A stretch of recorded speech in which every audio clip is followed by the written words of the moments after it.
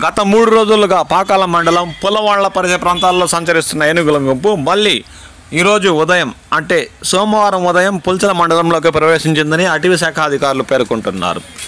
గత 3 రోజులుగా పుల్లవాళ్లపల్లి పరిసర ప్రాంతాల్లోని అటవీ ప్రాంతంలో తిష్టవేసి ఉన్న ఈ ఏనుగుల గుంపు సోమవారం ఉదయం కల్లూరు నుండి విద్యుత్ సబ్స్టేషన్ వెనుక నుండి వెళ్లే గంటావారిపల్లి మార్గంలో గోగులమ్మ వంక వద్ద ఈరోజు ఉదయం దర్శనం ఇచ్చినట్లు అటవీ శాఖ అధికారులు పేర్కొన్నారు.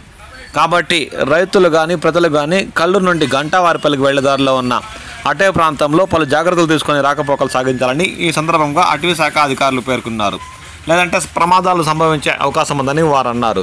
ఈ ఏనుగుల గుంపు ఏ సమయంలోనైనా గోగులమ్మ వంక వద్ద నుండి రహదారిని దాటి పంటలపై దాడులు చేసే అవకాశం ఉందని, కాబట్టి రైతులారా మీరు పంట పొలాల వద్ద ఉన్నప్పుడు పలు జాగ్రత్తలు వహించండి.